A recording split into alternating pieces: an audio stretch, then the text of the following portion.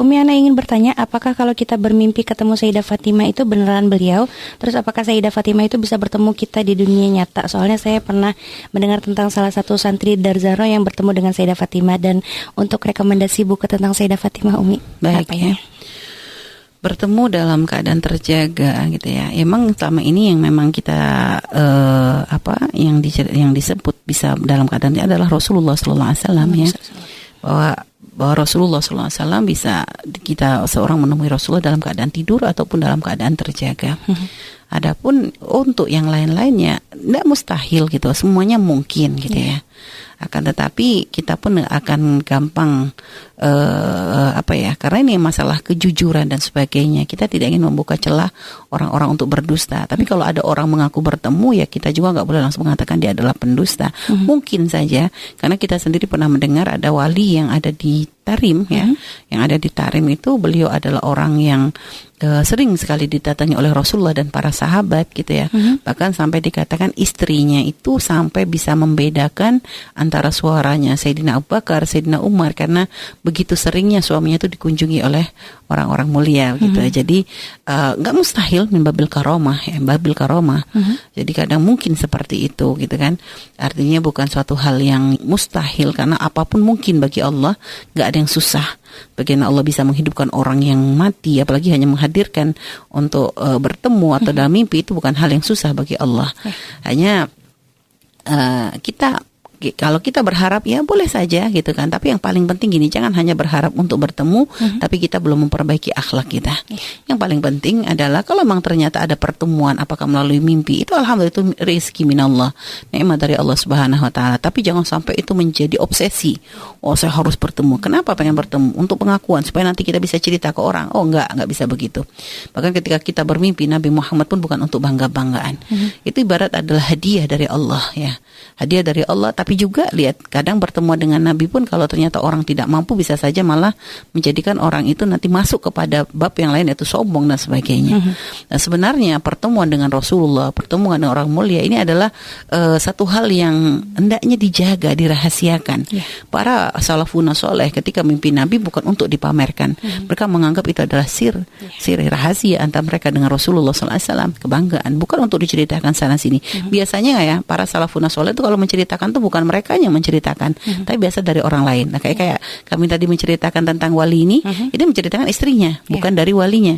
Jadi karena istrinya karena selalu menemukan suaminya itu kayak ada percakapan begitu kan, ternyata ada percakapan dengan orang-orang soleh, ya, dari Rasulullah dan para sahabat, itu istri yang menceritakan, lalu beliau tidak menceritakan. Itu jadi bagaimana juga banyak sahabat para salafun soleh yang bertemu dengan Nabi yang menceritakan adalah orang lain, muridnya, atau biasanya kalau menyampaikan pun karena ada hajat. Sebagaimana waktu itu Imam Syafi'i ya, ketika beliau bermimpi Rasulullah SAW, di situ dalam mimpinya Rasulullah menyampaikan salam kepada Imam Ahmad bin Hambal, ya, sehingga akhirnya Imam Syafi'i memberitahu kepada muridnya agar menyampaikan salam tersebut kepada Imam Ahmad bin Hambal. Diceritakan ada hajat karena ada wasiat, yang ada pesan yang disampaikan gitulah.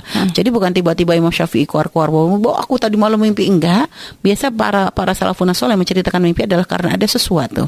Jadi bukan gampang bercerita. Maka siapapun subhanallah diberi nikmat untuk bisa bermimpi Rasulullah atau bermimpi bertemu dengan orang-orang mulia dalam keadaan mimpi atau dalam keadaan terjaga, usahakan untuk kita bisa menjaga, karena takut hati kita yang tidak kuat.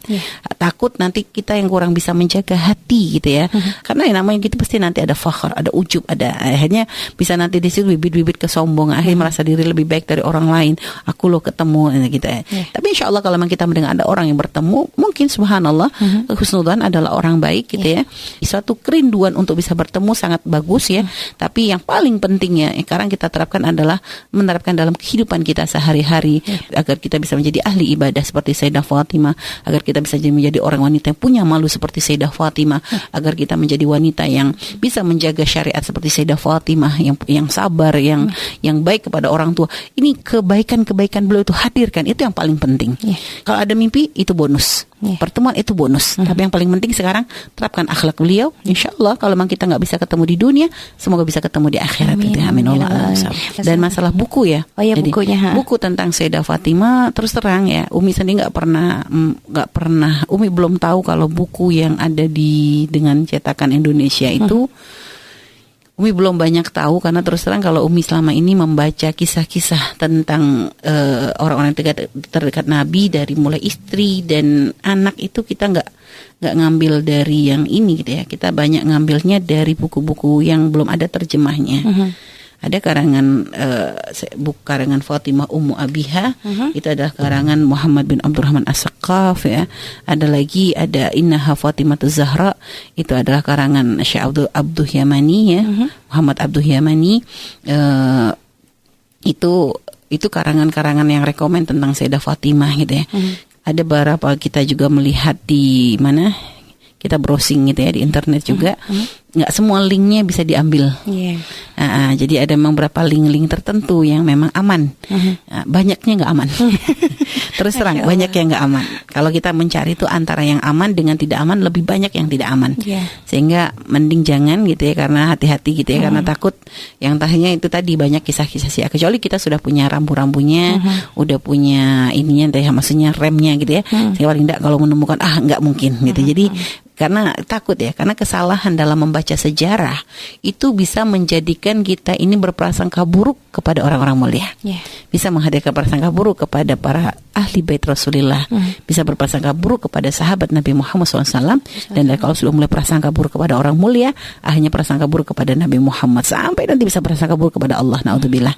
Itu yang pengen kita jaga. Artinya jangan sekarang kita prasangka buruk kepada orang dicintai oleh Allah Subhanahu wa taala. Wallahu a'lam bishawab. Baik, dan untuk mendengarkan kisah tentang Sayyidah Fatimah ini baiknya didengarkan dari ulama-ulama kita aja ya. Yang sudah kita kenal, akidahnya benar gitu ya. Ambil di situ saja, itu lebih aman. Ya, baik.